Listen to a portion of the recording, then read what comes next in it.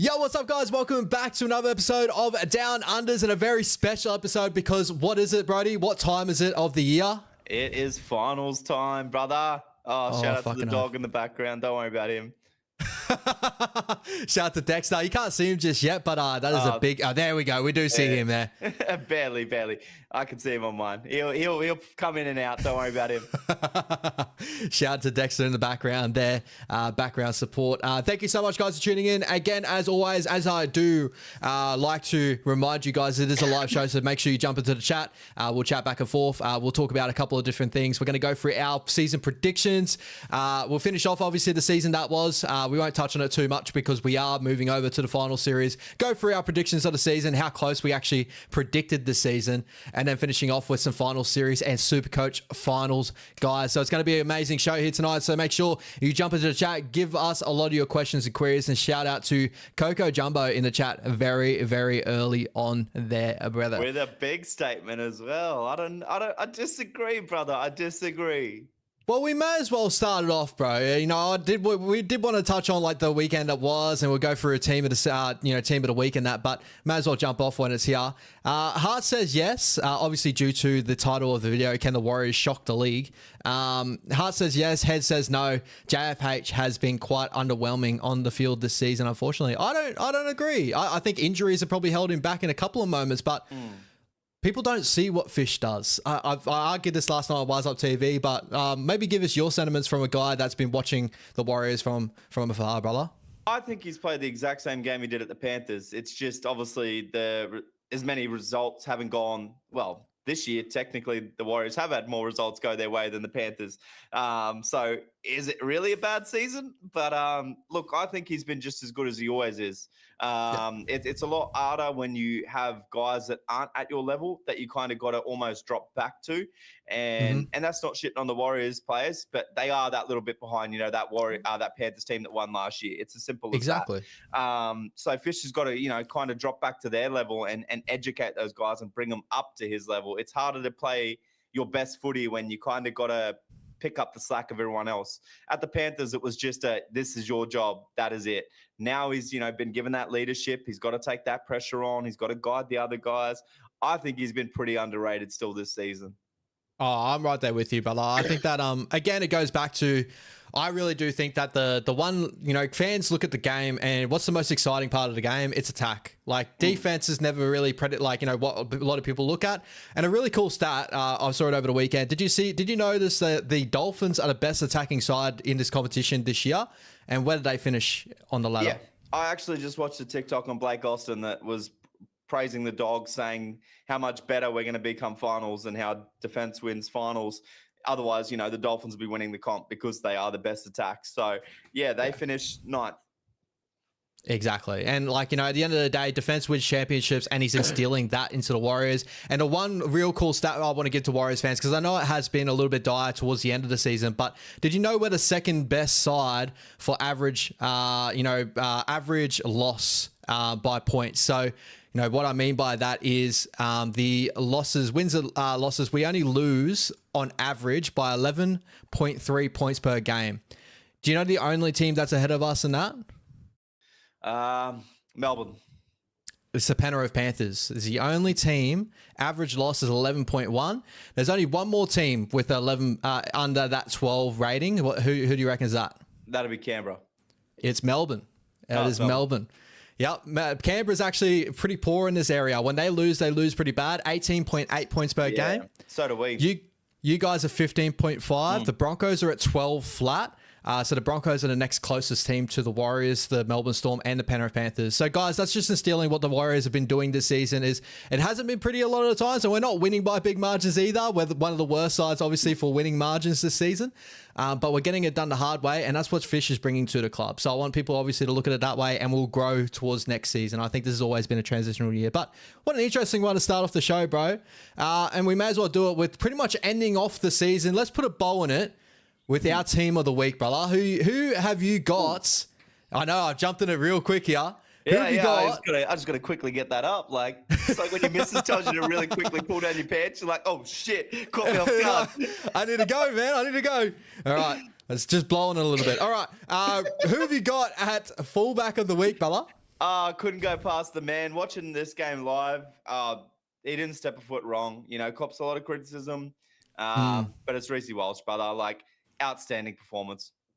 Yeah, I'm right there with you, bro. Reece Walsh, incredible performance in that one against, you know, the Melbourne Storm, you know, Jerome Hughes and all that back. Like, I thought Melbourne were gonna do it against the Brisbane Broncos in that game at Suncorp, and I think the Broncos proved a lot of people wrong, and I think Reece probably proved a lot of people wrong as well. 100%, man. And like, you look at Billy Walters and Ben Hunt, like, good defensively, don't get me wrong, but offered nothing in attack that game. It was all off the back of Reece Walsh, Payne Haas. So yeah, got to give him the credit there, especially against the opposition he was against. You could make a case for, you know, James Tedesco had a really good week, but not against a good opposition like Reece Walsh was up against. So. Yeah, I was right there with you. I was looking at like James Tedesco. I was even looking at like Trey Fuller, and like, you know, I thought, you know, a lot of good games out there, but Reece Walsh, I think, had a hands down there. Moving over, talking about points, who's going to be our wingers? Who's going to finish all this for us to the end of the season? Yeah, Marky Mark again on fire, brother. Couldn't go past him. Top try scorer, obviously, and Fahu for the Dolphins. Yeah, I'm right there with you. Exactly the same too. You know, shout out to Tavita and Nalfahu. I think we've seen a future talent now with the Dolphins, and they've got talent pretty much at the wazoo right now. You know, they've got to bring Jack Bostock in. They got to bring SELWYN COBBO into the lineup. Like, they've got a lot coming into that lineup next year. Herbie, it's going to be incredible. Shout out to Jose and all the boys in the chat as well. Jazzy, Toilet Inspector, thank you so much for coming through. Centers of the week, bro. I went with the rig, bro. AJ Brimson. Anyone seen that photo? Oh my god. Yeah, let's. Crush. I mean, like, holy shit. And I went with Casey McLean as well, just to add on top of that. Oh, I love Casey McLean. It's a little bit of a smoky shout for me. I've gone the Hammer and Brimo. I thought the Hammer in that early stint before he did his MCL. Obviously, you know, he was having a damaging game. And I went with AJ Brimson as well. I thought Brimo at centre, probably his best game at centre, in my opinion. I don't care how he played, brother. That after shot got team of the week straight away. It's all about looks over here in Down Udders, guys. So whoever's looking the best, they'll definitely get team of the week. I think so. Who's our 6s and 7s, brother? I went with JC for the Titans as well. Another outstanding performance, and couldn't go past Nathan Cleary. I went with Nathan Cleary, brother, as well. I think that was pretty locked in this week. And I went Billy Walters. I thought that Billy Walters, I think he's been competing week in, week out, bro. And I think he's been a real key member of that Broncos side. Look, man, you gotta give the roses, bro. He's been solid. Just quickly, stop team of the week. We'll give a quick run through what we're going to go through, because we are going to touch on that Hosier. So Ash will quickly run through what we're going to cover on tonight's show. We've got a lot on, just so you guys stay tuned and know what parts to tune in for if you're keen on certain bits. Exactly. So make sure you still stay tuned, guys. We're going to go through, this is what our team of the week right now. We'll go through our normal segments of hit of the week, you know, egg of the week and that. And then we're going to move over to our predictions. So we'll see the ladder right now as it stands at the end of the season. And we're going to go to our predicted ladders. Me and Brody will go through them both. And you guys get to see where we kind of place teams and how far away we were. And to be honest, there's some ones that are pretty far away, but there's also some ones we got really, really close, I think. So that'll be interesting. And then we move over, guys. So finishing off with our daily M predictions and stuff like that. We're going to be touching on those, you know, what we predicted at the start of the year, maybe what's changed and what we were predicting by the end of the year. Yep. And then moving over to our NRL finals preview. So we'll go through the weekend preview of the NRL finals, quickly touch on who's in the box seat, and finishing off with the Supercoach final series, guys. So keep an eye out. You guys know we love our Supercoach here. So we're going to finish off the show. If you got any Supercoach questions, leave it towards the end of the show. The night shift, as so long as rugby league is an Aussie product, one of the biggest products, never let a Kiwi team take that product so easily. I think he means maybe like Warriors to win the grand final. Is that what you mean, brother? Like I'm actually a little confused. Yeah, there's a lot of product going on there. There's a lot of product on there, but I know, that's definitely a normal sentiment for Warriors fans and that out there. Isaiah, what's happening, bro? Thank you so much for coming through, my man. All right, brother, let's get back to our team of the week. And I've like totally jumped it. We got from our 6s and 7s. Yeah. Who's going to get us to the field position in this game? Who's going to be our grunt in the middle? I think I'll just leave this guy here every week. Payne Haas, bro. I went Payne Haas. I went with Isaiah PAPALI'I. Bro, I thought I was being mad smoky on that one. I Nah, did those bro. exact same too, bro. Not at all. He was a beast, bro. He's back to like that Eels form. And Penrith. We knew Penrith were going to bring this out of him, bro. We said it at the start of the year. Yeah, I think that, like, you know, and people, you know, he had such an opportunistic try over the weekend in such a key moment of that game because the Dragons were starting to grind that one back into their favour. You know, Isaiah PAPALI'I comes onto the field, scores a try within that in those moments, and to put the Panthers back out to a little bit of a lead. They continued on their run home. So shout out to Isaiah PAPALI'I and Payne Haas. You know, obviously Payne, as you said, he can leave him there week in, week out, and no one would disagree at all. Exactly, brother. Exactly. Night of the week. Oh, well, we're going to get to this a bit later on as well, but it's your boy, brother, Sammy Healy. I would love that dude at the Doggies, bro. I would love him. Absolute talent. Shout out to the Warriors for noticing him in the Sharks system through New South Wales Cup. Brought him over from the Cronulla Sharks, and he's definitely a big gem to find and for our future number 9 role. 100%, brother. And shout out to Jose in the chat. Bro, the energy's high tonight, and you posting up that, outstanding, brother. I'm keen to talk some Supercoach finals with you soon. 100%, bro. 100%. Moving over, edge back rollers of the week. Bro, Ali Katoa, very worried about this dude this weekend. Like, even in a loss, even when Melbourne looks shit, this dude stands out. And I went with Jack Williams from the Eels, bro. Yep, I went with Angus Crichton. Shout out to Angus Crichton, a guy that hasn't performed at his highest level this season, but definitely ending off the season in the better form. And then Jack Williams. I thought Jack Williams just incredible. Quick side note: how do you think the finals is going to play on Supercoach? Supercoach. How do you think the finals is going to play on Aussie selections? Like, you know, right now, probably don't have Angus Crichton in that Australian camp. You probably have, you know, a Liam Martin and a Hudson Young or a Presto. Yep. Angus Crichton dominates the finals. Do we start to look back his way? I probably would sway that way. I don't like to be that guy either. I like to reward consistency over a long period of time, and I think giving some people the opportunity to win a jersey like that. But I feel like, you know, when it comes finals, when the moments do count, if players do step up, it kind of shows that it's very similar. You know, State of Origin, when players step up in the big moments, big counts, they should be rewarded as well. So I think that he could definitely win back a jersey there. And for some people, he definitely would have that jersey still. But if he has a big final series, I think he wins back that jersey. I agree, but I'd love to see all 4 at least go to camp. 100%. I can't wait to talk more Aussie football, guys. So keep in tune. We will be continuing on down unders for the international season as well. So very, very excited to talk more international footy on the channel. And lastly, bro, 13 of the week. Another one, brother. Set and forget. Aaron Clark. He's set and forget. We'll talk about Daily M, you know, awards or whatever towards the end, later on in the show. But he's pretty much set and forget now, right? 100%, brother. With Isaiah injury worries and even the way he was playing when he wasn't, Aaron Clark has blown it out of the water this year. Incredible from what he's become and where he's gotten to. And we'll touch on more and most improving that a little bit later on as well. All right, brother. Hit of the week. Hit of the week, bro. Mine was just Walshy on Coatsy. Yeah, that's who I had as well. Opportunistic, big hit, well done from Walshy, and in an area that a lot of people don't give him a lot of credit for. I think he's actually improved his defense a lot under Madge. So big credit to him there. 100%, brother. Like, I just thought, no way he's going to stop him, or like he might tackle him but not get him out. But that shot, bro, on a guy that is twice your size, like Xavier Coates, not a small guy. Yeah, 100%, bro, 100%. Moving over to try of the week. Mine was the Ashton Ward try, bro. Might be a bit of a smoky. Like, Jai Gray, absolute beautiful work. I think next year, man, like the Rabbits need to play him fullback and say, Latrell, look, either mold yourself to a 5'8", or you got to play center, brother, because Jai Gray really owns that jersey. He's such a Trey Fuller type, and just electrifying, bro. Just effort after effort. Yeah, bro. It's not even like, again, talking about like the attacking stuff is just absolutely incredible for him, but defensively, like he works so hard. Even in that game, bro, just his cover tackles, especially on big line breaks, he's making one tackle, then sprinting to the opposite end of the field to save another try. Like, he's just popping up everywhere. So big shout out to Jai Gray. Hopefully he does get a bigger role there at the Rabbitohs towards next season. Player of the week. Oh, actually, I had James Fisher-Harris as my try of the week. Big moment, Warriors, and it will tie into a bit of my egg of the week a little bit later on too. Jason's up.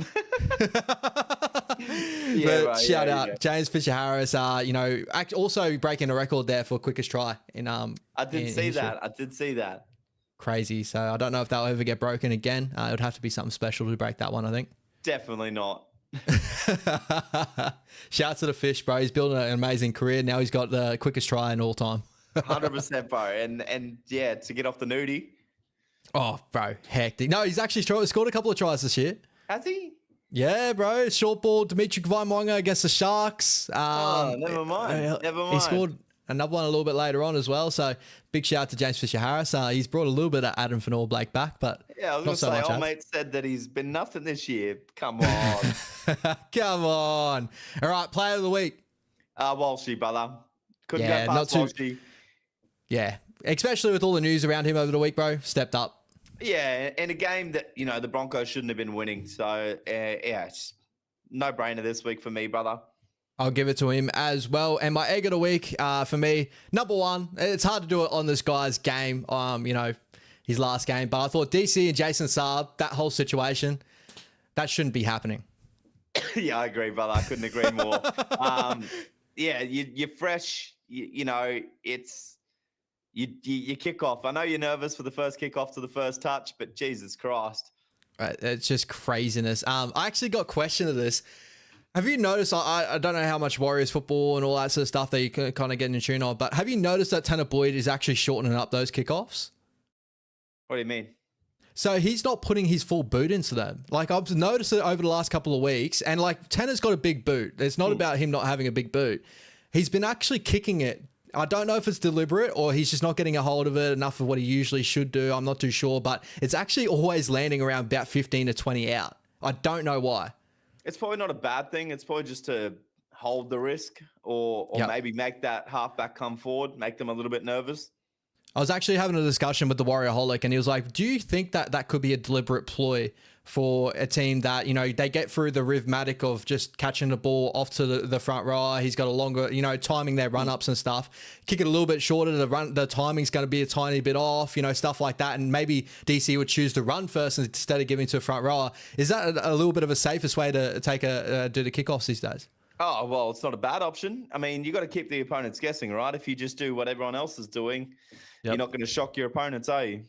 Yeah, exactly. So that was my egg of the week, bro. Did you have an egg of the week? Yeah, my egg of the week was it was Ryan Pappenhausen's kickoff, with the last little minute change on what he wanted to do. But my big egg of the week was Jack Whiten, trying to fight a guy in Mark Nwangawada. Yeah, good try, fella. He was trying to fight him, like pushing his head into the ground after a tackle. And then, goes and gets a hat trick scored on him. And Mark just gives him the ball, even though he just scored on him, and Whiten's still trying to fight him, and he just puts the ball in his chest and walks away. I thought that was just hilarious. I thought, come on, Whiten, you're better than that, brother. Bro, massive shout out to the Levels podcast as well. They've been pointing out for a little while now. Justin Horror was like, do the Roosters just not like Mark Nwanga'nituase? Because he's scoring tries and there's not a massive celebration for his tries that he's scoring, even if they're incredible. But it's actually his demeanor after tries. Have you noticed he doesn't celebrate tries? No, he's flatline, bro. He's just like, oh, yo, it's my day job. Yeah, what an absolute freak. So we'll definitely talk about Nwanga'nituase a little bit more in the show. Straight up, actually, Jose, that's a good egg of the week as well. Bro, yeah. Don't get me started. We're not going to revisit the refereeing. We've talked about it too much. Yeah, they're shit, and they are going to ruin the finals. Mark my word. They'll fuck a team over one way or another. It's just bound to happen. Yeah, there's some big head scratches out there, and hopefully they can clean it up. But it's the NRL, mate. It all goes in cycles, as we know. So, without further ado, bro, we put a bow in the season. What an incredible season that was. But I think we need to put our money where our mouth is right now. And let's move over to, this is the ladder by the end of the season. Yep. We may as well go from the bottom to the top and work our way through our predictions to start the season. Okay. All right. Okay. Have you got yours up and ready to go? I've got one. I don't have the chat anymore, so you're going to have to monitor that. But here we go. And shout out to Jose for being the one to remember, because I actually last minute changed my pick for my wooden spooners. And to be fair, I had the Raiders lower down the ladder either way, but my wooden spoon was the Canberra Raiders. And so was mine. And I think it was a lot of people's wooden spoon. So Yeah. shout out to them. Shout out to them, bro. But I kind of wish I went with what I first saw. And as I said to you, you know what changed it for me with Newcastle? I saw that preseason game with Fletcher Sharp and who was it? Fletcher Sharp and Jack Cogger together in the halves. And I was like, you know what? They can make that work. Yeah. Pretty sure it was those two. Yeah. Yes, it was. It was either that or Tyson Gamble. I don't think it was Gamble. I think it was definitely Gamble.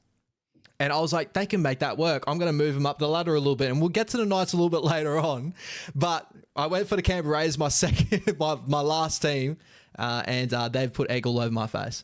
Yeah, I think you're not alone, brother. You're not alone for thinking that. So, no. We're all in this together. As James Graham said, all those people clipping up and saying all these things about people who are putting Canberra at last and how you do it, I hope they show their bet slips at the end of the year that they put them on for minor premierships. Exactly. Let's see. Let's see. Show me them. All right, Bella. Show me them. Send them in the chat. Send them in the chat. All right. So 16th in the competition, we got the Gold Coast Titans. Brody, who do you have second last? I went with the Dragons. So I'm not too far off from where they actually finished, but the Titans definitely underperformed to where I picked them. Yeah, I went the West Tigers. I didn't think they'll have the glory year of what they had, obviously, this year. I didn't think they'll get into the form that they did. But they proved me wrong a little bit. Just a tiny bit. Not too far up, but a little bit. Hey, it's still a loss, brother. It's still an L. I'll take it. I'll take it and run. All right. The Dragons sitting there in 15th. Bella, who's your 15th? The 15th for me was the Tigers. So the Tigers were there for you. I had the Gold Coast Titans. So you're one off. One place. So we're both one off at the moment. You're one off with the Titans. I'm one off with the Dragons. So we're very close. We'll see if who's gonna get the most. So rounding out bottom. I'll give you a point, and I'll give me a point because we're one off. One off is a 1 point. If we get it bang on, it's 2 points. Beautiful. I love it. Yeah, keep a tally. This is good. This is good. All right. Rounding out the bottom four. It ended up being the South Sydney Rabbitohs. Brother, who is your 14th position? Mine was the Knights, brother. I brought into the preseason as well. Mine was the Dolphins. Ooh, a little bit off on that one, brother. No points. Yeah, no points at all. That was a tough one for me. I don't know why I had the Dolphins that low, but shout out to Dolphins fans out there. You have right away to go crazy at me. So my bottom four, I had the Raiders at Wooden Spoon, Tigers, Titans, Dolphins, and Brody, you had? I had Raiders, Dragons, Tigers, and Knights. So I had two in the bottom four at least. Very well done. I had one. All right, here we go. Nitty gritty. It's still 1 point all. It's still 1 point all. All right, the next, just outside the 8 division, I'll call this one. All right. In 13th, on the actual ladder, we have the West Tigers at 9 and 15. Definitely an improvement from years past. Who did you have in that 13th position? I had the Dolphins. Yeah, so we were both pretty low on the Dolphins this season. Yeah, I just thought that they still needed a lot of growth because, they still had, Flegler out. And I think at that stage, oh, no, they didn't have any injuries. I don't know why. I just thought they might have took a while with Wayne Bennett leaving. I think that's what my reasoning was. I thought Wayne Bennett was probably my biggest factor if I got to rewind. Guys, make sure if you have memories of that live stream, or if you want to rewatch it, jump on the channel, rewatch it so you can fact check us of why we thought what we did. But yeah, I probably had the same sort of thought as you. For me, I had the Newcastle Knights. Again, that one preseason game jumped me from wooden spoon to 13th. I wasn't that bad. I was one spot better. Yeah. Well, we might as well move on from that, brother. In 12th position, we got the North Queensland Cowboys. What a dire season that was. 9-1 and 14. Who did you have in that 12th position? I had the Titans, brother. So let down by both those teams. Yeah, a bit high on the Gold Coast Titans, my brother Brody. I was. A team on paper, I thought they would do a lot better. And then obviously the Keanu Kinney injury, David Feeder injury, and just went to shit from there. Yeah. For me, in my 12th position, I had the Dragons. Ooh, okay. So I'm 2-3 off there. So still no more points. Still no more points getting around right now. It's looking a little bit dire, but it will get a bit better. It will get a bit better. We're nowhere near it. All right, in the 11th position, a team that a lot of people probably had a little bit higher maybe, but we got the Parramatta Eels, 10 and 14. Who did you have in that 11th position? The Rabbits. Even though I knew at this point their injuries, I still thought they might have had them towards the back end of the year, but their injury just got worse. You know, Campbell Graham ended up getting injured again. Whiten, Latrell, all got injured again, and it just turned into a bit of a shit show for the Rabbits. So for them to finish 14th was a blessing, but still no points for me. See, I had the Rabbits a little bit further up as well, so I was a little bit higher on them as well. So, but we'll get to that a little bit later on. I had the North Queensland Cowboys. I was 1 off. So 1 point for Ash. So I wasn't too high on the Cowboys. I don't remember why I wasn't too high on the Cowboys, but I had an envision. I think it was a Helam Lukey injury coming into the season, a little bit of like, you know, the thought around the Cowboys, but yeah, that's a wild one. They were in my top 8, so I'm fucking hating it.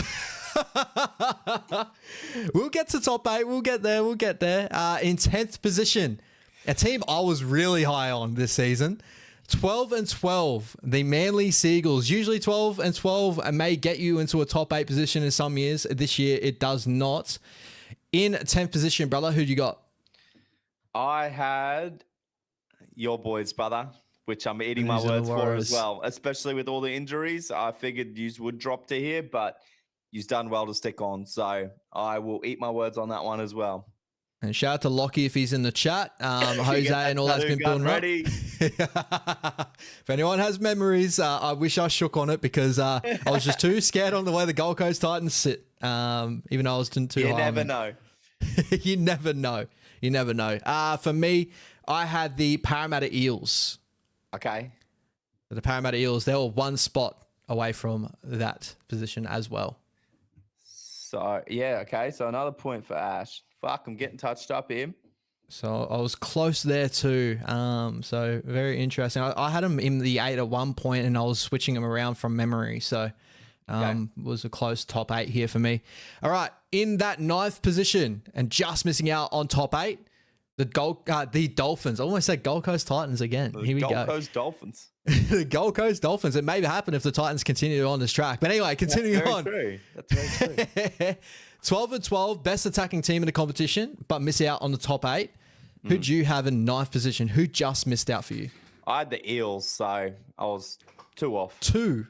Do you get a point for 2 off? No points for 2 off. I thought you would get a point for 2 off. I had the Rabbits. That is how high I had the Rabbits, even though, you know, with Wayne Bennett with the injuries, I thought he would get it done. Not to say it was a bad thing, but still a little bit off. Just missed. All right, so rounding out our bottom 8, bro.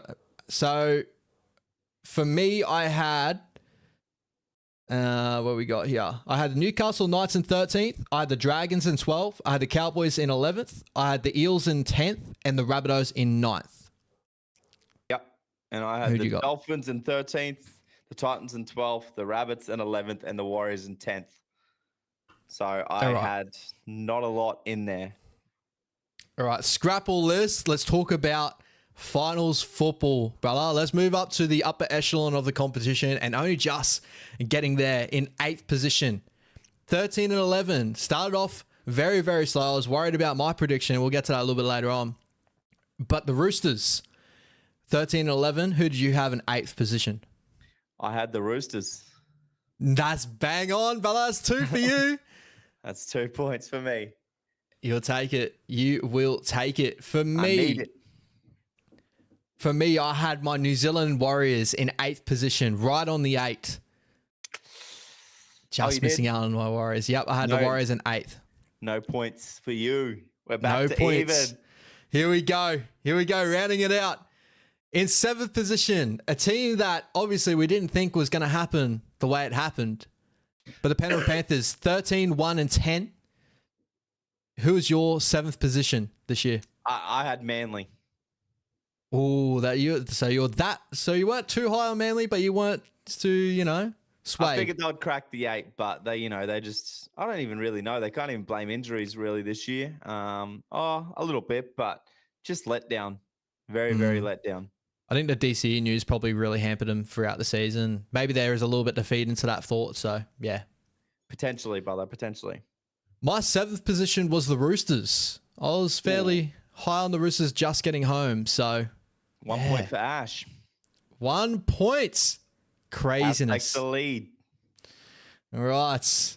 That's a big one there. All right. In 6th position, my New Zealand Warriors, 14 and 10. A lot of people didn't have them close to that. I'm very, very proud of my boys. But who did you have in that 6th position? I had the Cowboys. You were pretty high on the Cowboys. Yeah, well, look, the team on paper, man, with all the Origin 100%. stars, I figured, fuck. And, they always have the advantage of playing at home with the heat and the humidity, but just disappointing. Yeah, 100%. I had your Canterbury Bankstown Bulldogs. Ooh. I thought that you guys would have another good year, but I still thought that you were a couple of pieces away from top 4, and I was proven wrong. You made top 4, and you're looking like one of the best teams all year, mainly in that first position at times. So, egg on my face there. Hey, we've all had it, mate. We've all had it. It's good protein. We all had it. let's move away here. This could turn real quickly.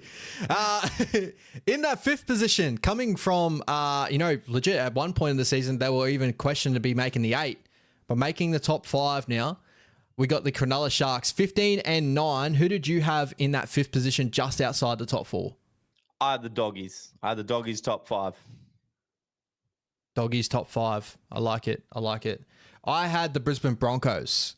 1 point Ash. I thought the Broncos wouldn't make the top 4, but I thought they'll be around about there. Okay. So Ash is now taking the lead by 2. Oh, this is getting close, man. This is getting close. I'm feeling this. All right. This is probably my biggest one other than the Raiders. So top 4. Actually, we'll finish off. So the bottom 4 of the 8 guys. So I had the Warriors, the Roosters, the Dogs, and the Broncos. Brody, you had? I had Roosters, Manly, Cowboys, and Bulldogs. Ooh, okay. So nice. Only 2 of that 4 making the 8. I had 1, 2, 3, 4 making the 8. So you had all 4 making the 8, just in different positions. Exactly. All right, top 4. The Brisbane Broncos, 15 and 9, looking like a dire season at one point in the season, but Madge actually steadied the ship and they actually fed off not too bad by the end of it.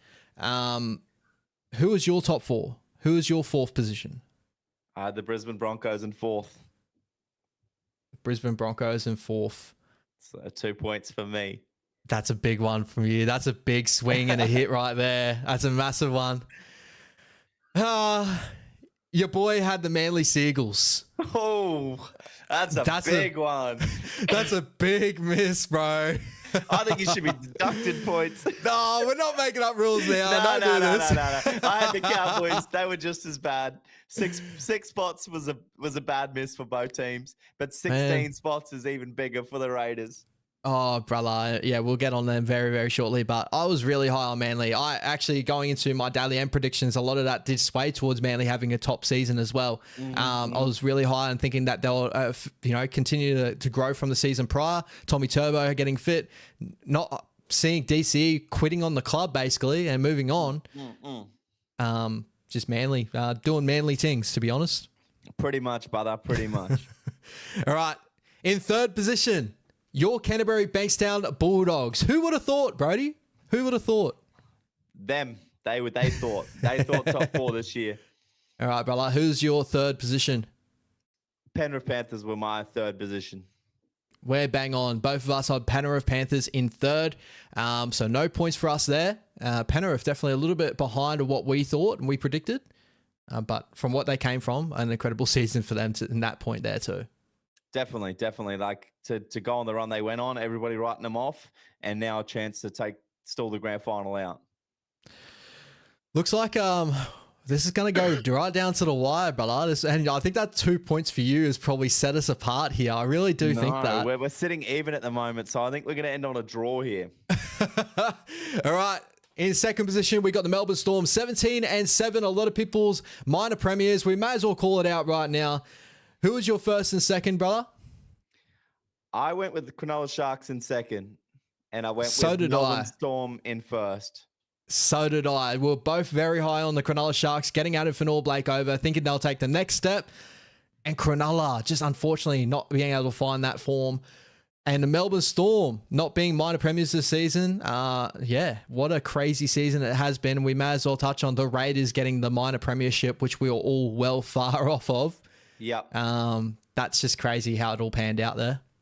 Definitely, brother. I don't know. I still don't believe in the Canberra Raiders, which is crazy to say, but you can't knock them. They've done what they needed to do. They've rolled the Panthers throughout the season. I don't know. Beat Melbourne. They roll Melbourne, yeah. They beat Melbourne. They didn't roll them. They haven't beat the Doggies. You'll take that, the feathery cap. I won't talk about my boys because we lost them twice. You know. We'll leave that. But you're not going to believe it, brother. We finished on a tie. So Ash got 6 spots within 1, and I got 2 within 1, and I got 2 bang on. All right, but what do you reckon if we go a tiebreaker? How many teams did you have actually in the 8 that are in the 8? I have 1, 2, 3, 4, 5, 6. Okay, so I had 1, 2, 3, 4, 5, 6, 7. 7 of my top 8 are in the 8.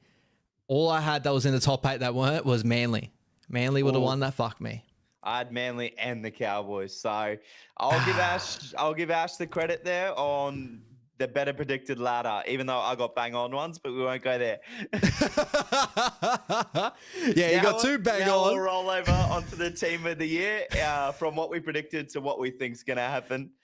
All right. And shout out to the toilet inspector jumping into the chat. He actually gave some updates from that last video. He said, yeah, that's right. I went back to the ladder prediction. He is a nerd. Shout out to him. So our thoughts around the Dolphins, the toilet inspector. Brody on the Dolphins, halves merry-go-round. Didn't like Plaff in the back row. Not much bench depth. So we did start the season, the Dolphins, with Plaff in the back row. So that probably turned you off a little bit. Yeah, I didn't really like Plaff in the back row either. But with the injuries you guys had and the uncovered depth of, an Oregon Keeley that still needed to come through, I think it was the only option you guys really had to be able to fit everybody in. So I think the Dolphins have done exceptionally well considering. So I think shout out to them for the season that they had. And Ash on the Dolphins, trying to fit too many good players without considering chemistry. So probably very similar to what you thought, like Plaffy going to back row. I don't really like that. I'm pretty sure it was Sean O'Sullivan going to the halves at that point. I didn't like that halves pairing. It just didn't obviously work out. But shout out to Tool Inspector jumping into the ladder predictions that we had and all our predictions from the start of the season, guys. If you want to go check out that video and hold receipts, all that sort of stuff, guys, go check it out on my channel. It is still up there, out past live stream. So shout out to Tool Inspector. Shout out to Jacob in the chat. Up the riff, up the wires, baby. That's all I got to say about that. Jose, 3 teams that lost the most experience due to retirement or going to other clubs are in the 8. So the Roosters, the Raiders, and the Warriors all lost the most experience in the competition and all made the 8. Well, the Raiders, Elliot Whitehead, Rapana. Yep. I don't know who else. I feel like we're missing one, but yeah, I'd say that's probably the most out of the comp. I don't think anybody else lost much. Jack Whiten was the year before, wasn't he? Yeah. He was mid-season. Other than that, I think Roosters and Warriors definitely were the 2 that got the most. Oh, probably Penrith is probably the lost most experience over the Raiders. But I could be missing somebody in the Raiders. And shout out to Random Stats Guy as well for, I'm pretty sure he put up the top, who's got the most finals experience this season. Pretty sure we were 3rd. I think the Panthers obviously were 1st with the Melbourne Storm. They were the 2 top teams. And I think we were 3rd because we got Fish, RTS, all that sort of stuff, which is actually really surprising. And a lot of people do forget, like, we were worried about experience to start the season, but the people we brought in actually had really good experience, and especially in final series as well. Yeah, that's a good way to look at it, actually, brother. And I think we would have probably been up there with, Crichton, Burton, Kickow. Exactly. I'm pretty sure you're right there as well. I think the teams that were just missing that was the Sharks and, the Sharks. Canberra. Canberra is definitely one of those ones as well. So big shout out. But moving over, bro, let's obviously, again, put our money where our mouth is. Do you want to go through, we'll go through our old predictions for Dally M, and we'll go through who we actually think by the end of the season. So Dally M fullback of the year, I had Tom Trbojevic. You and me both, brother. So we're in agreement there. All right. So who is our new Dally M fullback of the year the way the season's panned out? James Tedesco. Yeah, I'm right there with you, bro. I think that sucks Tommy Turbo with the injuries. Again, very similar things that happen. But Teddy, what an incredible year. Yep. So no points there for either of us. We both in agreement that we aren't on the money with that one. And we think that James Tedesco will take that out. All right. It might be an outside shout here, depending on how it goes Dally M days. And some people would argue somewhat. Winger of the years, I've got Brian Toto and Roger Tuivasa-Sheck. I had Brian Toto and I had Will Warbrick. And obviously I was handicapped from the get-go with the HIA concerns of Will Warbrick. Yeah, that sucks. But Roger is probably a close shout. I'd say right now, bro, if we're going to go winger of the year, I think we both are in agreement. I have Mark Nwangani-Tuase and Xavier Coates. I actually had Marky Mark and Roger, so I'm leaving Coates out. So I'm gonna give me a point, if you don't mind, because I believe he is in discussion, if not deserves it. So we're gonna go on if we can agree that they're in contention to get a point. So I get a point? No, because you didn't pick him at the start of the year. I did pick him. Sorry, you did pick him at the start of the year? Yeah, I picked Roger. Oh, sorry, I didn't pick him. Yeah, you picked Will Warbrick. I'm picking him now to... Yeah. You are. Yeah. Never mind. Yeah, you get the point. Sorry, brother. So we'll go 1 point if we think that they'll get it. 2 points if we're 100% certain they'll get it. All right. That sounds really, really good. But shout out to Roger. Definitely a smoky call. And I smokied it on Wise Up TV too, guys, if you want receipts. 5'8". 5'8" in the season. Yeah, centers. Oh, centers. I've skipped centers here for some reason. Oh, I've missed my centers of the season. Toilet Inspector, post up what Ash said is for centers. Toilet Inspector, if you're able to find my centers of the season, go into it. But I'm going to dock myself. I'm not giving the opportunity. Who is your center of the season to start the season? I went with Bronson Sherry and Bradman Best. So I don't think either of these guys will get it. I'm going to give you 2 points. I'll give you 1 point because I know that you would have said Stephen Crichton. And I know that we are pretty certain that he will get it because Stephen Crichton is actually mine. Yep. You've changed my mind after our conversation the other day. And still Herbie Farnworth is, for me, going to get center of the year. Yeah, and we'll talk about this a little bit, actually. So, yeah, I believe it's going to be Stephen Crichton and Herbie Farnworth, but I agree with you on the Shibasaki shout that he should be closer in the discussion into what people probably give credit for, and some people may even have him in there. Who would, for you, because of the discussions we had, do you think that Shibasaki should be the one slipping in over Herbie or Critter this season? I seen Clarkie's, and he said Shibasaki over Herbie. I disagree. I think Herbie's a lock for me 100%. And that could be just me not being a biased guy on Stephen Crichton. But I think if someone misses out of Herbie and Stephen Crichton, I think it's actually Stephen Crichton that misses out for Shibasaki. And that could just be me going, it's the standard, it's like the Harry Grant standard. Like, he's had a really good season, but you're probably going to put somebody over him because they've come a long way. For me, that's like a Shibasaki and Stephen Crichton sort of thing right now, or the Brian Toto thing, where it's like, no matter how good his season is, unless it's like outstanding, you will probably find a way to get somebody over him because you just expect that out of Toto. So for me, I swear it's a different way. I think that Critter for me has been an 8 out of 10, 7 out of 10, probably for the whole season. He's had games where he became 10 out of 10. He was just this unbelievable. Like, that game against the Raiders for me is just like, when I look back at that and just think, for the Dogs to have a guy like that, and the difference between sides like, us and you guys at the moment is we're still waiting for those guys to step up and we got those guys, the leaderships, they're doing their job right now, but we haven't got someone like Critter that has just gone bang. As soon as he's got that captain's knock, he's just shot you guys straight up the ladder. And I think this season, because you're top 4, I think with all the changes you've been doing, there's always been one guy that's held you in the top 4 spot, and I'll give that hands down to Stephen Crichton. I think he's been your best player this season. I agree, brother. And that's why I've changed my mind to thinking that he will get it. But because you don't have receipts right now, I'll give you Yep. 1 point. Okay, I agree with that. And shout out if anyone's giving the receipts there, but I probably look back on it. I probably did miss the centers of the season there. I think, that's I crazy. know you would have said Stephen Crichton, and for some reason I feel like you said Katoni Staggs. It probably would have been. We'll have to wait and see. We'll wait move and on. see. All right, 5'8" of the year. I had Cam Munster. I thought he was a lock. For some, a lot. He is a lock. I had Tommy Dearden. That was a great little shout there too. But I think we're both in agreement here who sixth of the season should be. Yep. And for me, it's for both of us, I think it's Ethan Strange. Yeah. And I think it's by a little bit too. I think that he's had probably... So.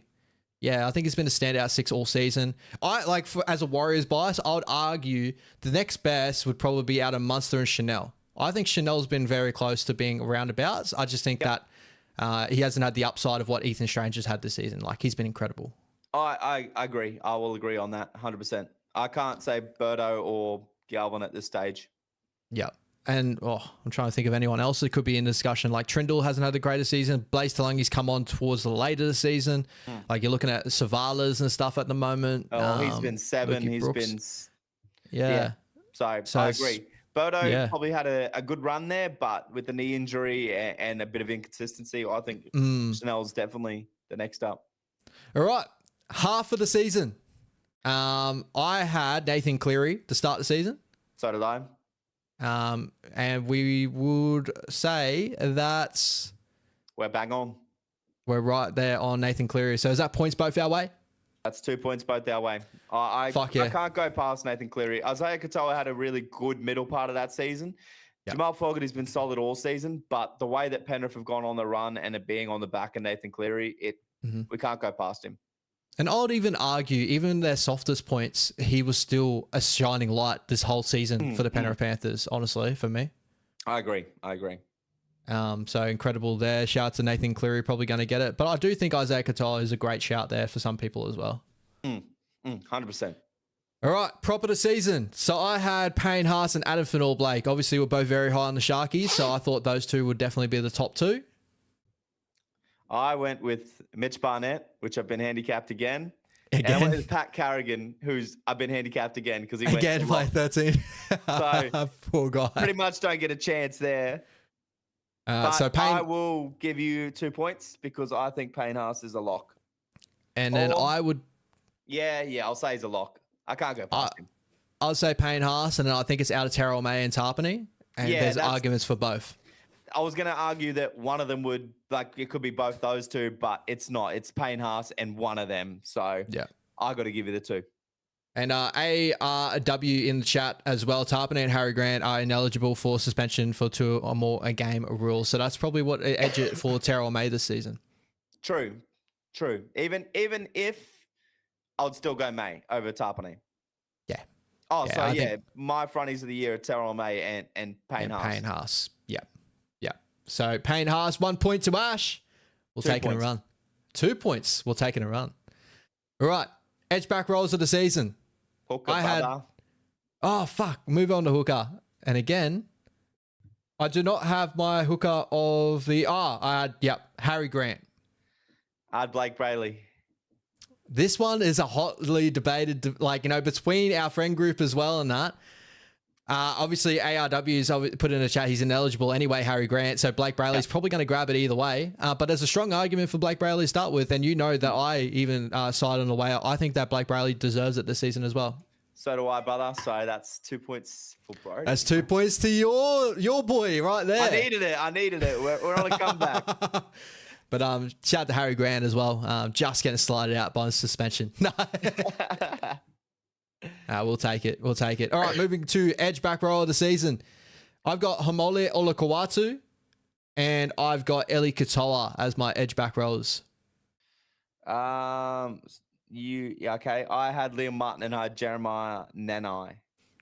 Oh, right. Edge back rows this season. I would say Eli Katoa's probably got a spot. Eli Katoa's a lock. And Hudson Young.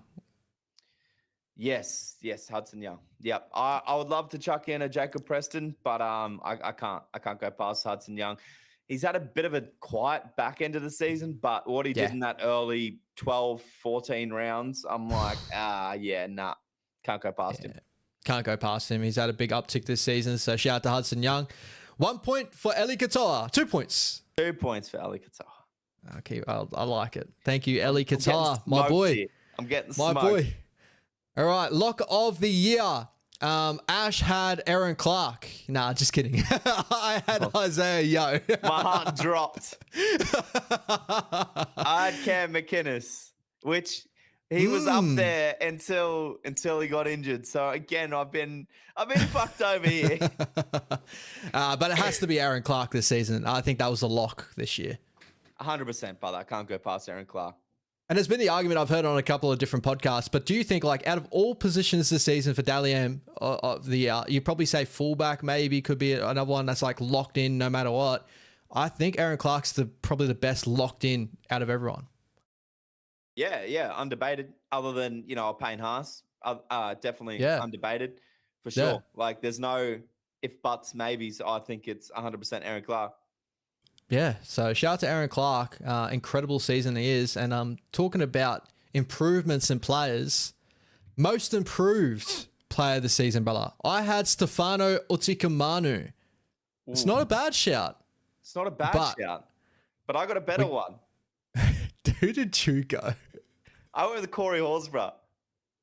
Little Horse is not bad either. That's an outstanding shout. It's a great one, but who's your actual most improved player of the season? Who do you really reckon? Well, I think he's up there. I mean, like, he wasn't even playing NRL last year, so that's a massive improvement. That's fair. Other than that, it would be Aaron Clark. Yep. And Shibasaki would definitely have an argument there too. As well. We're talking about Shibasaki that wasn't even in the same postcode for that year. Well, that's very true. But I'm gonna be biased and say I get one here for being in contention. What? He's taking over the show here. Stefano. No. Did Corey Horsburgh make Origin this year? Stefano made Origin at the Tigers. Yeah, you're right. Hey, chat, let us know. Does Brody deserve a point there with Corey Horsburgh? Who was closer 100%. On most improved? 100%. We're talking about a guy, like top of the competition, Raiders, but Stefano, man, I think, hey. No. All right, Rookie of the Year. I had Isaiah Only. So did I. So this one, I think it's close enough. If we give each other a point here or not, we're still going to stay the same distance from each other. I think we both deserve a point. I think he's in contention, but I think Rookie of the Year will go to Leka Halasima. Yeah, I'm right there with you. I'm with Leka right now. I think Isaiah Ongi is definitely an amazing shout as well. They're right there next to each other, but I'm just edging it to Leka Halasima. My arguments are big moments and big games this season. Isaiah Ongi has done it, but we're going with more of like, that game against the Broncos, he got us into the game. The game against Newcastle where he stole the victory from us. Like he's week in, week out, turning over performance after performance. Parramatta got us back into that game almost coming home with it due to him himself. I think Leka's been incredible. I think the one that's going to contest him, if any, is Robert Toya with the Origin debut and everything like that. So that would be my 3 in contention for Rookie of the Year. There's probably other guys that I'm missing out, but just the 3 big ones, Leka, Toya, Iongi. All right, Toilet Inspector's done a massive solid here. I had Critter and Bradman Best as my centers this season. Oh, so you had Brady Best as well, but all right, cool. There we go. I will update that to a 2 for you. Thank you, brother. I'll take it. Thank you. You're absolutely smoking me anyway, so I don't know why it matters, but thanks, Toilet Inspector, you bloody dog. I appreciate you, brother.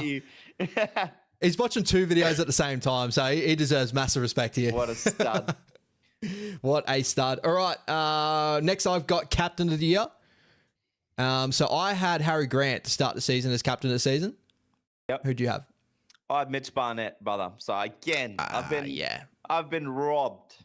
You've been robbed of injury, unfortunately. But Captain of the season, I think this is a really good debatable one as well. I think it will go Joseph Tarpany, personally. I think it'll go Stephen Crichton. I think they're the two arguments for me. You know, Stephen Crichton's probably had more of the bigger moments in that leadership role for the Dogs and dragged them to top 4. But Joseph Tarpany, the man in the middle, just to get the team to the top. Simbins. Don't get Simbins. That's true. And he's ineligible, as said with ARW. So do you just win that one out on technicality? Actually, did you have? No, you had Mitch Barnett. I had Barney, which... Again, makes a lot of sense without the injury, but here we are. Don't worry, you won it. You won it in my heart, Brody, and that's all that matters in this one. That is all that matters. All right, coach of the season. I went Craig Fitzgibbon. That's not a bad shout. No, but it's not a bad shout from the start of the season. It definitely smoky because I went probably the more conservative type. I went Craig Bellamy. I think it's Ricky Stewart without argument. Yeah. So I'd say if the Warriors got top 4, if the Dogs probably got the second or something like that, we can go Serraldo and Webster could definitely be around about those marks. But I think the Raiders with Ricky Stewart, I think that's just locked in now. Especially with everybody writing them off. So, yeah. Yeah. Do you want to leave Dally M Player of the Year to last? We'll go top point scorer, top try scorer, and State of Origin predictions. Yep. Okay. Top point scorer, I had Ruben Garrick. Again, goes back to how high I was on Manly. And that's really unfortunate because the top point scorer is Jermaine Asako. And that's exactly who I went. Oh, 2 points. He's bringing it home. I don't think so. Shout out to Jermaine Asako. How far off was I? To be fair, 6th, and he only had 21 games. Then again, Jermaine Asako only had 24. So, yeah. Get smoked. It's not going to matter, bro, because I know my try scorer and my origin prediction is well wrong. So, all right, here we go. AKP is my top try scorer prediction. Yours? I had Will Warbrick, brother, so I wasn't even in the race. Oh, that sucks. Mark Nwangani Tawase. Well done to Marky Mark. If he was eligible for Rookie of the Year, definitely 100%. Probably would have came home with it as well. So 23 tries this season. What an incredible knock from the big fella on the wing. Absolutely outstanding season for that guy. And shout out to AKP for being in and out of the Titans lineup. You were also hard done by on that one. Yeah, Philip Sammy being the leading try scorer for the Gold Coast Titans. Just want to put that out there again, Mr. Lockie in the show. State of Origin result. I had Queensland 2-1. How'd you say Wales 2-1? 2 points to Ash. Thank you, the Maroons. Bullshit. Thank you, the Maroons. Shout out to my boys in Queensland getting it done. What a year. What a year. Yeah. Well, let's move on. Origin's gone, mate. All right. We may as well end it off. There was no more that we predicted there. We're going to end off with player of the season.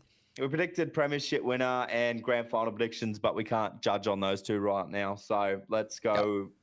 Like, we can give each other 1 point each because we both obviously predicted Storm to win the grand final. Yeah. So it's not important. They're in contention. But yeah, Daily M Player of the Year. I've got Nathan Cleary. I thought Nathan Cleary was in for a bang. I had Nathan Cleary / Turbo. So I can't say that either of them are in contention. Yep. And Daily M Player of the season will be James Tedesco. I'm right there with you. Dude ages like fine wine. So shout out to Teddy. Do you think there's anyone close this year? Maybe Payne Haas, but no. Yeah. Shout out to my boy Lukey Metz. Unfortunately falling out of that one. I think he's very, very hard done by there, but that's footy. That's footy. I'm really curious to see how close he actually would have got, even with the injury, and how close he was to that. So I can't wait to see Dally M Knight and see how close he actually was. Shout out to Jose in the chat. Ash, you should have had Lomax in your thank you speech for the Origin shout. Oh, that's sadness there. He's right, though. Oh, mate. And we're going to quickly breeze over this. Ash won 14-6. Oh, 8. Woo! Oh, sorry. 12-8. 12-8. 12-8. So Ash has won the predictions. Let's go. What a season. What a season that was. Oh, my God. Well done, mate. Well done. Thank you, brother. I want to thank mum and dad for, not taking away the TV from me away for watching football growing up. Nah. They should have put a restriction on the internet access, mate, is what they should have done. I was an iPad kid before iPad kids, Bella, so, Well done, shout mate. out. Well done. We'll do it all again next year. What an incredible season, Bella. Obviously, guys, you want to rewind and take in all our Daily M shouts for the season as well. And then when the Daily M's do finish, we will replay this and we will see how close we were to actually those predictions. But I think we're pretty bang on what the Daily M team of the season will be overall. Yeah, I can't see too many shocks, to be honest. I can't see maybe a center shock, as we discussed. Maybe one of the wing spots as a shock. Well, not a shock, contention. There's a few there where I think they might be a surprise, but yeah, other than that, locked in. All right, we may as well. Chris, Lucky Galvin with halfback of the year. He comes in late. Late. Yeah, look. He still didn't want to play for Parramatta, so what's that say, mate? We love it. We love you, Chris. So thanks for coming in, as always. All right, let's play a little fun game, brother. Let's move over to our NRL finals preview. Enough with the season and all those crummy teams that didn't make finals this year. Shout out to all you guys there. Bottom, mate. Shout out to Chris. Yeah, throwing stones from outside the 8, mate. Enjoy Bali. We'll be there very shortly, guys. But save us the spot. Save us a spot there on the beach. We'll be right next year. But I want to play a real fun game with you, bro. Obviously, there's been a lot of news around the final series already coming out and the droppings of the seasons as well, which have been big surprises. So I want to play a game with you. Agree or disagree? We'll start off with an easy one. Jesse Arthurs has been dropped for Shibasaki. So Shibasaki comes back after his booze ban. Agree or disagree? I agree. You can't go away from his performances this year, right? No. And, Jesse Arthur started the same season really well. Yep. But Dean Mariner's been outstanding. Karapani's been good. And I think Madge is holding a standard there. And I think any jersey's available. It just depends on how you train, how you show up. So I agree. And make sure you guys jump into the chat as Chris has here and let 100%. Us know if you agree or disagree on these moves. Chris does agree, and I'm right there with you, Bella. As I said, he can't go away from the form he has had this season. We even argued for him being one of the centers of the year as well. So you can't go away from him, even due to the little bit of a mishap towards the end of the season. Hey, everyone likes getting on the piss. So make sure you get in the chat and let us know. Yeah, everyone likes getting on the piss with a hammer. All right, moving over to Thomas Jenkins being dropped for Alamonte. This is a big one here because this go either way. Thomas Jenkins, in-form winger, looking incredible for the Penrith Panthers, but they're going on finals experience here for the first game. Not sure the full reason why. Agree or disagree? I agree. Yeah? Yeah, I agree on this one. I feel bad for Tommy Jenkins, don't get me wrong. It's a savage move. But Paul Alamonte, man, in this Panthers jersey, since his time at the Panthers, has been a beast. So I'm in agreement here. They're coming up against a physical pack of the Warriors. Yep. Need a physical body that's a bit better out of the back end. Your system will really try and hamper them to corners. Yep. Have Alamonte and To'o and Edwards carrying it back is a lot scarier than a Jenkins. Yep. I'm right there with you. I actually do agree. We obviously spoke about this at work, and I thought it was an interesting move for Penrith because I would have thought they just would have run in with combinations that they've built for the season. So I do have a slight disagreement there with combinations being built. Like, do you want to change it? But Alamonte, coming in, we know what he provides in finals football, what he did in the grand final last year. He was one of the best players on the field in that game. And even in big games this season, I think it was the Roosters game he came back in, had some big moments. So a big shout out to Alamonte getting his spot back there on the wing. Yep, 100%, brother. And shout out to Chriso in the chat as well. Alamonte's been killing it in Reggie's. So, and can kick goals. That's definitely a big one there. Jose, didn't Jenkins rip us apart last time at Mount Smart? He did, had an incredible game, but in that game, Dallin, not to say Dallin, a lot of people would argue, obviously Dallin, even healthy defensively, has not been too great, but Dallin did his ankle in that game at that one moment where he started to find a lot of form through that edge, and we were doing a lot of mixing and matching in that game. So not to say Jenkins would have tore us apart either way, because he would have, but I'm just arguing the opposite. 100%. All right. We'll get through my one quickly before we'll talk about probably the bigger one, right? Sam Healy being dropped for Tamati Martin for the Warriors. Agree or disagree, Brody? I disagree. Okay, give us your argument. I understand the whole needing a half on the bench in case thing, but Sam Healy was an outstanding performance last week. He really, really was. And he added life to your attack when you guys look so flat. And that's the only reason I disagree. I understand needing the half, but I do disagree. I think, like, for me, I agree slightly again.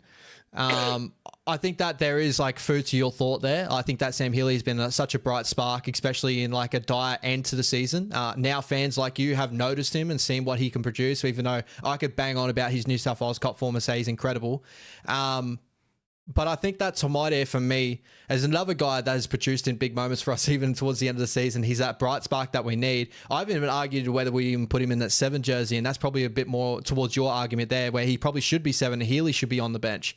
But I think that Tomaide covers too many different positions to keep him out. If we have any injuries, which we've had mid-game just all season, you know, Catewell's playing centre at the moment, depending on how team lists shape out. I think that we kind of got swayed into that decision. I think he went experience over youth. Yeah, I can understand that part, but man, it's tough. Yeah, I know. And this is where it goes the opposite way in some sort of way, and we'll have a little bit here. Reed Marnie getting dropped for who? A lot of rumour going around he's getting dropped for Toby Sexton. Agree or disagree? If it's not confirmed yet, I think he's probably getting dropped for a Harry Hayes. Okay.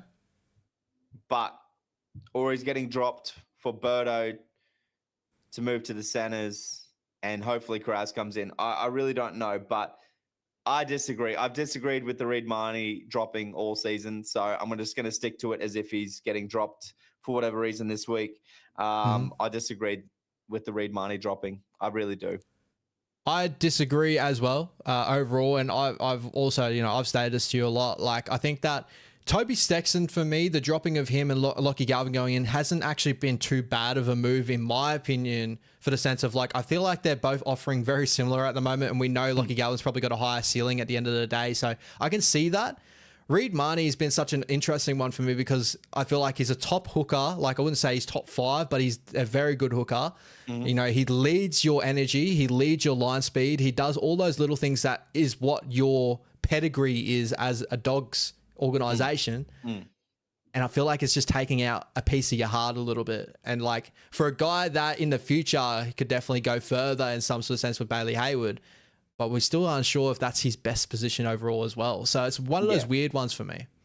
I just disagree because, as you said, like, even though I agree that I disagree and think that Hayward's line speed and everything's just as good as Reed Marnie's, I just disagree that the dropping because of what Reed Marnie's done for the club, how well he's been for us over the years through the tough times, and this is how he gets repaid. I think he should be starting this weekend. I think he should have been starting still regardless. And if they're looking at the Hayward signing for next year and letting Reed move on, by all means, but let him play out as hooker for the rest of the year. But it is what it is. We have to live with it and trust with Ciro. We'll fight this from a different way, right? I want to get your other points here too. So let's keep your starting lineup the way it is. Reed Marnie's going to be coming off the bench overall, and you're dropping Reed Marnie off. Let's go with, if Reed Marnie's dropping out, because I agree on that. I don't like Reed Marnie off the bench. I think Reed Marnie's a starting hooker. Well, obviously, it's very pointless there, right? But now we're dropping him out, so we're playing in the agree part here. Harry Hayes coming in. Do you agree with that move? I think so. Yes, I do. I think so. Okay, and we disagree with Toby Sexton coming in on the bench. I think it's going to be much a like for like as a Reed Marnie, unless there's an injury. Yes, he can go to the halves, but if there's an injury to the halves or to the backs, what we're doing was fine with moving Hayward to half and Burton to centre. So it's not too much different. All it's going to do is move Sexton straight into half, leave Hayward at hooker to still play 80, and then move Birdo to the centres. Yeah. So I think I don't really know what Ciro's thinking. I don't know if Sexton will come in with Harry Hayes named in the reserves and Karaz named in the reserves. I think both those guys come into the team. Yeah, I'm probably right there with you. I think like the rumor around Sexton just doesn't really make full sense to me yet, because like if you go into that starting lineup, like Lockie Galvin's like he's that 7 now, and like he's already did the whole deed of cutting it off, making it happen. Now you're going to take him away from being the predominant 7, which is what he's learning to do, and giving it back to a guy that is not even going to be a part of your club anymore in the future. So at the end of the day, you're wasting time there in a sense, or you're wasting finals experience in a guy that you're building for the future. Like, so Harry Hayes makes more sense in the fact of like, all right, now you can see a forward rotation. You're going to go 4 forwards, and you're just going to trust in Bailey Hayward, whether we disagree or agree whether he can go the whole 80 or whether Kurt Mann fills in at that 9 and probably fills in that role in a sense. I think out of the two that makes more sense is probably Harry Hayes. I think so too. But again, as a lot of what Chris is saying, I really don't understand the Sexton move in. I don't know why that's been an option or who even created that rumor. I don't know. It's very interesting, man. It's very interesting. So do keep an eye out, guys, to see what happens. That will be our Friday night game, brother. We may as well jump straight over into our finals predictions, our first week of finals. Oh, is that all you had? That is all I had. There was no more droppings from my knowledge. Is there anyone on your mind? Nah, it's not a dropping. It was Catewell to center, but that's not a dropping. Okay. No, we'll touch on it. No, Catewell to center. Catewell to center. It's the only move you got, brother, so I agree. Yeah. Do you think Lecker or Catewell will play centre this week? I reckon Catewell. Do you think that Tane will come in late and Chance go to centre and we move Catewell or Lecker back to the bench? Lecker to the bench. No, I think Catewell and centres is probably better defensively. And that's a weird one to say, but I think that's better defensively. Okay.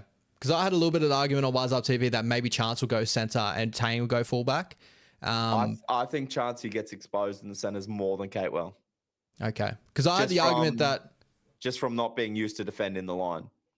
Yeah. Because I had the argument that, like, you know, predominantly where Penrith attack first of all is through your middle. They really tire out your middles. And I'd rather have Catewell 1 or 2 closer in to the ruck so he can take all the brunt of that, because that's his best facet is his defensive work, and he consistently turns up, to then not having him at centre and being caught out there. Because I know the Penrith, they'll attack through the middle, they weaken the middle, then they start shifting to your edges. So I'd rather shore up that middle first and then move to the edges. That's why I was thinking Chance at that centre, because more than likely Catewell's going to get more of the work out there. Yeah. But there's definitely different ways there. But that's definitely a good one to even think about. It's an interesting one for sure. Keep an eye out, guys. Obviously, with all the news around the doggies at the moment being the first finals game of the week on the Friday night, 7:50 p.m. back in your favourite stadium there in Melbourne, Amy Park. Brother, do you think you'll be able to go down to Melbourne? You know, week on some troops there. So are you. You got a couple of troops coming back, but you're even down on a couple of troops there too. Are you able to pull this first game out against Melbourne in Melbourne? Well, this one confused me a little bit with how Melbourne's lined up. You know, last time we were playing Melbourne a couple of weeks ago, Munster was named at fullback until Pappenhausen was clear. And we had Peasant and Wishart in the halves. We are now seeing Munster named at 5'8" and Nick Meaney named at fullback. So Suafalongo sitting in the reserves. Do you think there'll be a late move at all for Falongo to be in there? I don't think so. I think, if anything, they will run with Peasant starting with Wishart and Munster at fullback, just like they named up against us a couple of weeks ago before Pappenhausen came in. Or they will run with Nick Meaney at fullback, because that actually worked for them. I just really don't like Joe Chan in the centres for them, and I think that's going to be a bit of a weak point. Late Smokey, could Jack Howarth, who's sitting in reserves, make his way back into the lineup here? Potentially. I think you might see a Jack Howarth go in if he's fit.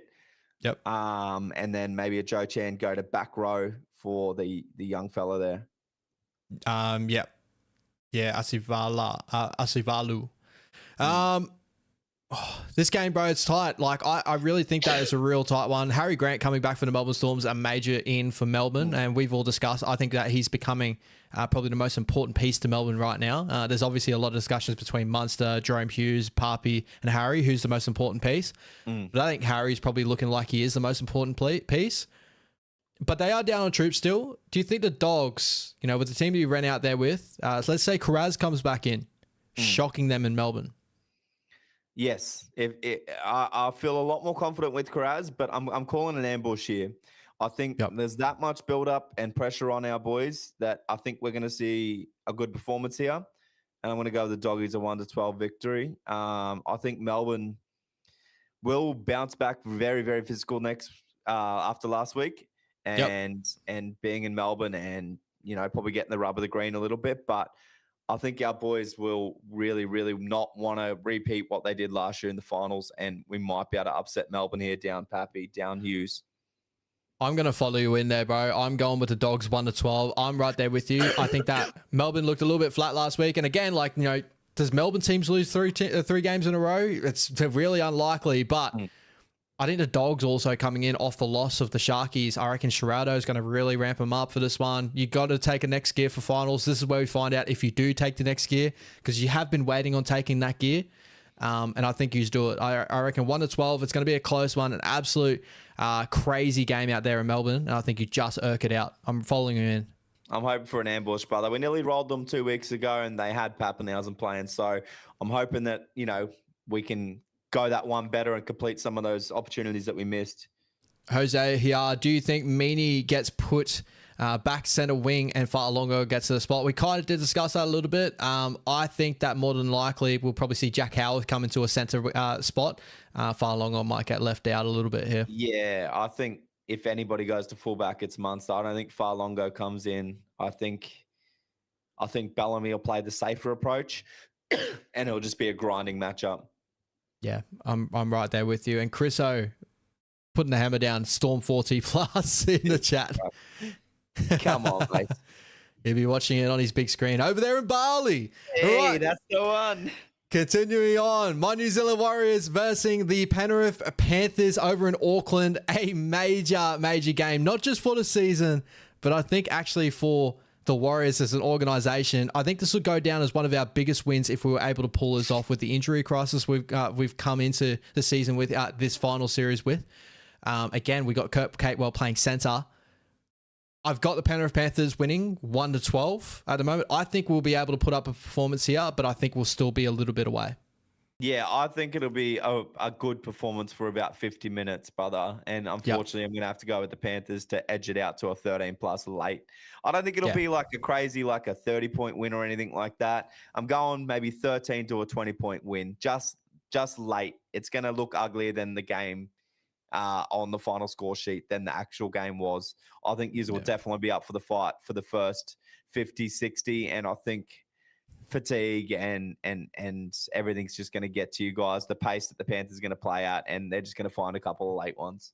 Yeah, let us know in the chat your predictions as well. Shout out to Chris O. Yeah, Panthers 13+, unfortunately. And I'm not swaying away from people thinking that, because to be honest, coming into this game with our form, with everything going on with us at the moment, the Panthers should, you know, get it done and should get it done fairly well if you're going off of all that.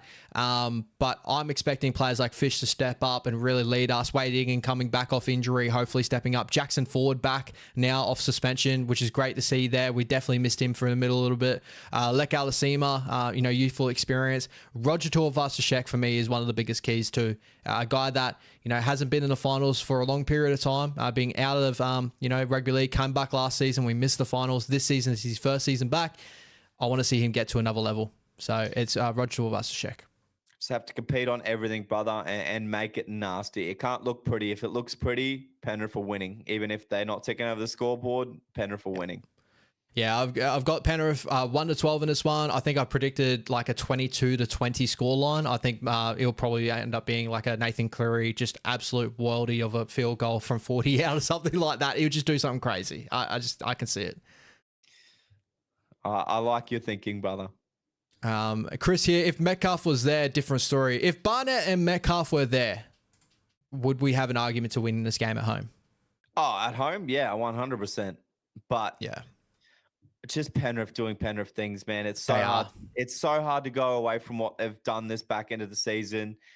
They've freshened up, and now it's finals. It's a different ball game. The way that they create fatigue and build pressure, they're cut for finals, and not a lot of teams can run with them. I don't see. Yeah, it's very, very tough. Yeah, I'm praying and hoping that that run home has taken a little bit out of them, even due to even with their resting and stuff. I'm praying that they are coming just a little bit under what they usually are. But it's Penrith. We know what's going to turn up. The only thing that we don't know is going to turn up at the moment is the Warriors, and how we're going to turn up and how we're going to put it there. And having Fish and Roger, I think they're the two keys for us in this game. Both experience, both big finals games experience as well. So I'm ready for us to throw the gauntlet down and get into a fight. I think we're all praying for you, brother. Fingers crossed, the Warriors to help out the league. Thank God. Let's see how we go. It's going to be big. 100%. All right, next game on the Saturday, we got the Sharkies versing the Roosters at Shark Park. Quickly before we get into this game, do you agree or disagree the Sharks should have their first game in finals at Shark Park for a stadium that it is? I agree because they didn't get told that they couldn't. But going forward, I'm glad that they put their foot down and said, you guys can't have home finals anymore. They shouldn't even be able to have NRL games there. If they've got Portaloos, for fuck's sake, when you're going to, 15,000 people, it's not a fuck concert, It's a bit ridiculous. So this time around, let them have it. But I think going forward, they need to reno the place or move. Rugby league's such a big game now. So many fans want to go visit and watch their games, especially come finals. Everybody should have the right to be able to get a ticket, and 14,000 can. It's pretty piss poor. Yeah, I'm right there with you, bro. I think that, this hopefully pushes that Shark Stadium to continuous development because it's been stunted for a long period of time. The amount of times I've been watching on TV and it looks exactly the same as what it has before. It's just got food trucks now that's making it look a little bit different there. And I'm like, what's going on over here? Are they actually going to finish their stadium? So I'm praying and watching that. Hopefully they improve that over the next coming years. Hopefully, brother. I mean, they don't let Ready play out of Ready, do they? So... No, well, I wish they changed that a little bit. But when it comes finals, that may be a different argument. How much does Ready hold? Is that 20K at the moment? 15. It wouldn't be less than Shark Park, put it that way. No, and I think Shark Park gets you 15 on a good, on top end day. So that's craziness. Yeah. Big game here, though. Sharkies versus Roosters, bro. The Sharkies obviously having a great game against you guys and probably flexing a little bit to say, hey, we have got finals pedigree. We can do this. But I think the Roosters have been in this form at the moment where I'm looking at and go, they're an outside smoky to make the grand final this year. Yeah, speaking of doing the comp a favour, I think everybody wants the Sharks to win this other than Roosters supporters because nobody likes fucking Roosters. But I think the Roosters get this done. They're finding their straps at the right time of the season, as we kind of predicted with their injuries coming back. But yeah, I think they're way too strong for the Sharkies here. Too much of a soft underbelly still. But hopefully I'm wrong. Yeah, I'm right there with you, bro. The Sharks team on paper, I continue to look at it and just go, hey, this is a side. But Billy Burns being there, Britton Nikita is there in the reserve, so maybe he comes in for sure if he's fit and ready to go. Why is he in the reserves? That doesn't make sense to me because he's coming back from suspension.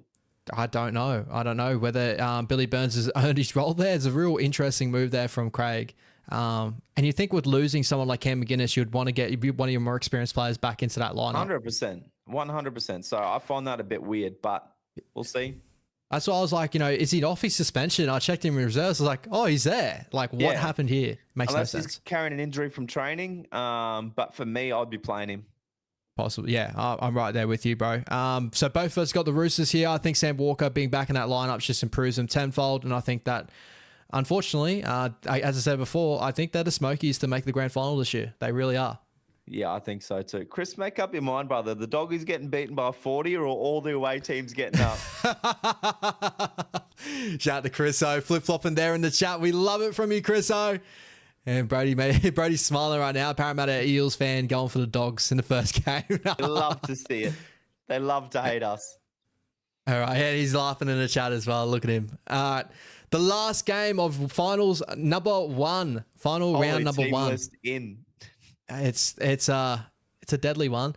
Do you believe in the sentiment? Even though this team here, a team that lost by 50, won't win a premiership this year. They might be the team to break it, brother, but I doubt it. So they're not winning the premiership, but I don't think it's because of the ruling. I don't think they would have won it anyway. No.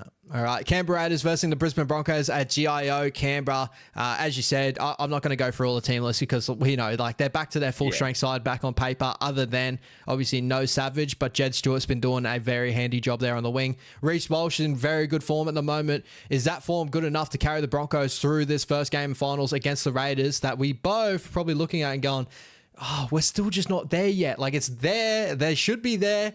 Just not there yet. For some reason, there's just something that's looking at me, and they'll prove me wrong this season. I'm sure of it. But I'm going the Broncos here.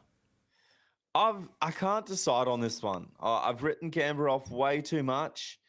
I'm waiting for the Broncos to trip over their own feet a little bit. All it takes is like Walsh to have one of his off games, and I believe they're fucked. Yeah. I don't know if that's going to happen this week.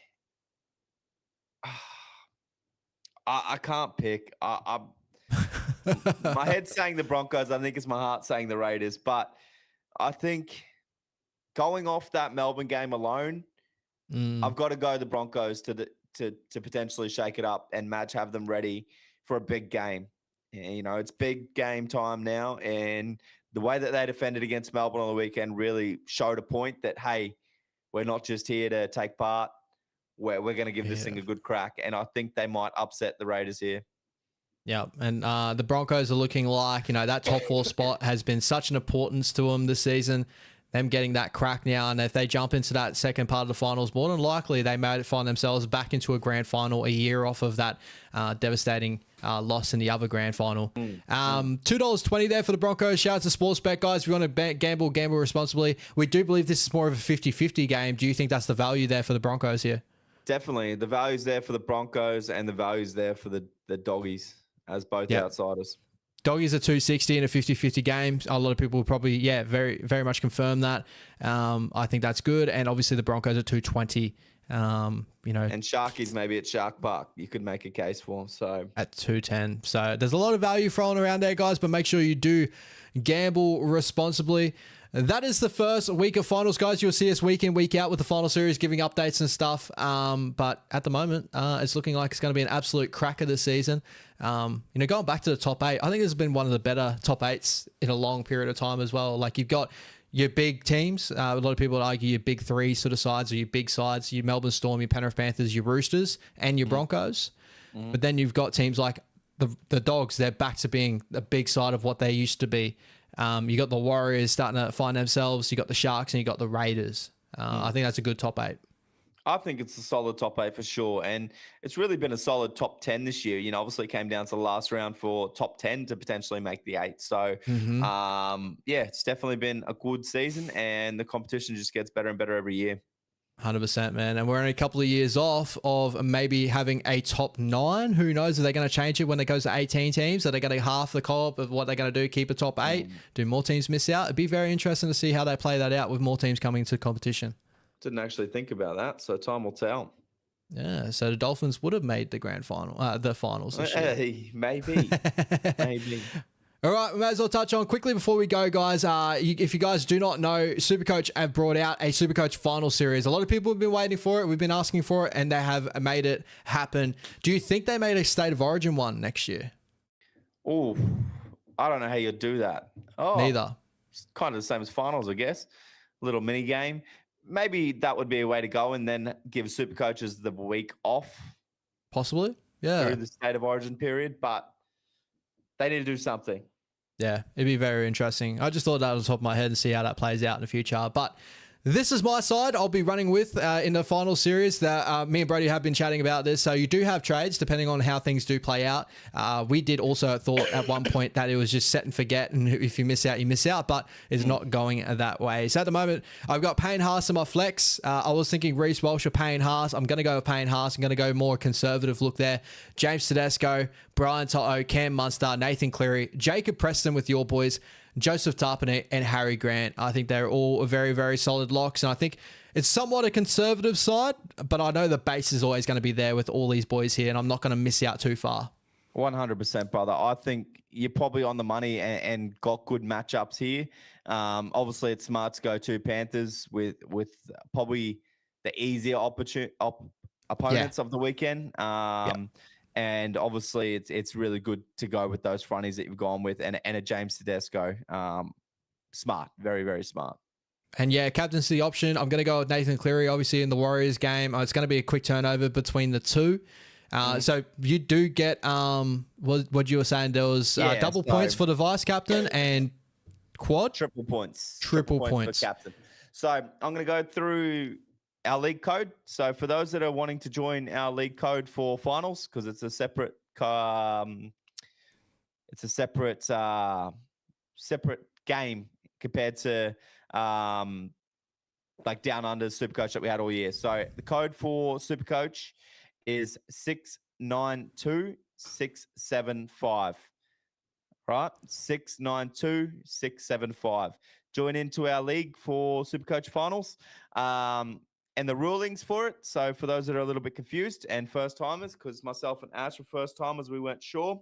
So select your complete team. Your first task is to select a squad of 8 players who will carry your hopes for the 2025 final series. Remember, you must have 8 players in your squad before each finals week in order to score points. All players from the participating teams are available for selection to all participants. You'll not score any points if your team is incomplete, and you'll not be entered in the public and private league games. You may be removed from leagues if it's incomplete and start blah, blah, blah, blah. We'll get on from that.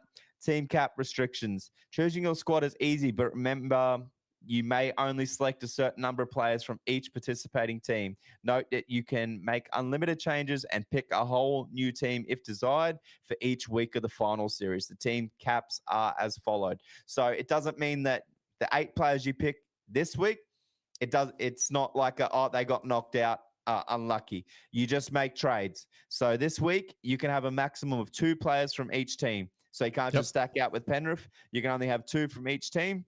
And then in weeks 2 and 3, you can have a maximum of 3 players from each team. And then in grand final week, you can have a maximum of 4 players from each team. Ooh. It looks like you can select a whole new squad each week. So you can just base it off who you think is going to have a good game due to easier matchups or stuff like that. Who's in form, who went well the first week of finals, who's going to go better.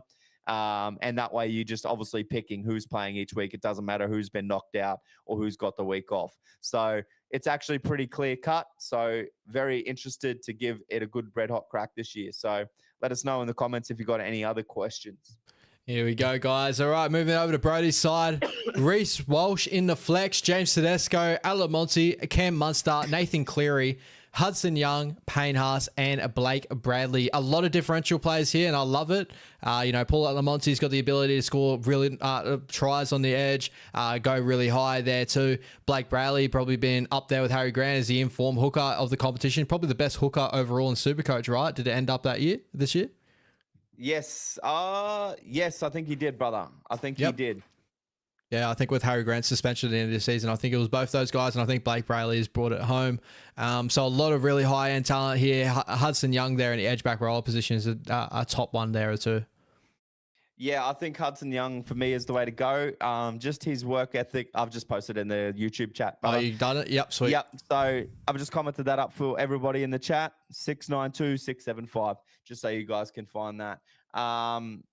Yeah, bro, Hudson Young, just base alone, he's wanting to be involvement. It's either him or Ali Katoa for me, or a Jacob Preston. I just don't know how well he's going to go against Melbourne. Yeah. I love it there, Jazzy. Thank you so much for coming through, my man. Yeah, I'm really excited. Bro, you got Reece Walsh as your vice captain. So your double points there with Reece against the Canberra Raiders. You're obviously banking on Reece going for an absolute 10. If the Broncos are to win, he's going to have to, but that might be a late change. I'm probably going to maybe change it to a vice captain of James Tedesco and Captain Cleary. Yeah, it's. I feel like they're the 2 plays for me this week. I think they're looking like the top end talent. I'm looking at everyone else. I'm like, yeah, maybe like your Payne Haases of the world. They're probably going to step up finals time too, so he could be an interesting one. But you want those higher ends of those attacking players like your Tedescos and your Clearys for sure. Are you going a safe approach playing the 2 fronties, like the fronty in the flex and the fronty up front? Or do you think that's more of a safe approach? Whereas like my approach is I'm going gunslinging, trying to get the best out of the best. Like I know Reece Walsh could go for a 30, but he could go for a 150. Whereas I know like you're going for an approach of Payne Haas is going to get me 80 to 100.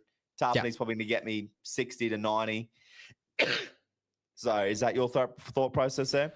That's definitely is, bro. You know, my first week, I just want to see the lay of the land first in this finals game. And I think that they'll probably go with the safer, higher end base type of players. You know, your Brian To'os of the world have I got in there as well that don't, you know, we look at Mark Annoying and Nituase that has that 180 score in his frame, but he also has those 30s in him. If I get a guys that are going to start with a higher base to start off with, you know, get me on a solid points differential on that. And coming into next week when I start rearranging my side and bringing in new ones in there, I can start either rearranging if I want to go really high or really base again, if that makes sense. So I'm starting conservative, get the lay of the land, see where everyone kind of sits, and then I'll probably make it up. But I obviously do lose the opportunity of, if you go bang, I probably fall a little bit behind the pace, just a little bit. I need to chase my tail and need to go high next week. And this week is very important because you need to be on top this week because there's 8 teams to choose from. The following weeks, there's 4 teams, then there's 4 teams, then there's only 2 teams. So you really do need to hit the ground running this week. So safe option's probably not a bad option, but if guys do go bang, you could be behind. But if they go, if every game's very tight and they go average, while you've just gone I've gone conservative, but you're going to come out a couple of 100 points, you're going to be laughing. So it's very a lot laying on this weekend. Yeah, there's so much on it. And like, you know, I'm praying on big performances from like Brian To'os that I haven't seen too many Brian To'os out there at the moment, but I know what he's going to give me if he's back well from his injury. You know, Nathan Cleary and obviously James Tedesco are my 2, as we both just discussed there. I'm thinking Teddy's going to have a massive game against the Sharkies. He's going to be my big one to say, all right, this is where I'm going to push it around a little bit. But going conservative early, you know, nothing wrong with seeing the lay of the land. But Brody's just pulled out the rifle and he's going hard. Nicky shout for you to potentially look at a Hines and push us up to front instead of Tarps? Possibly. Even I was looking at like a Sam Walker. Ooh, Semi Walker. I'm going high end. Again, this probably goes back to I'm not a huge believer on the Sharkies. You probably noticed I didn't have too many Sharkies in there. I think the Roosters would probably be the higher end points in that game. I think that you're looking at Teddy's and Sam Walker's for me over Hines with Trindle back in that lineup. I just don't like Hines and Trindle together still. Okay. I like it. So that's where I'm at. Good on you, Chrissy. Thank you, Chris. We'll see how we go on our show next week, how we go. Everybody goes for the first week of finals. 100%, brother. Anything more before we go? That is it. Let's enjoy finals, guys. Tell the missus we're busy for the next 4 weeks, or you know, the misters. Sorry, Chris. And enjoy the last 4 weeks of footy, and let's hope for some good results. Let's pray, brother. Up the Waz, up the doggies. Up the doggies, up the Waz, brother. Let's do the comp a favor and knock out some of the heavyweights. Enjoy your finals weekend. Shout out to Chris O in Bali. Appreciate you, brother. Take it easy, guys. All the lady boys. Laters.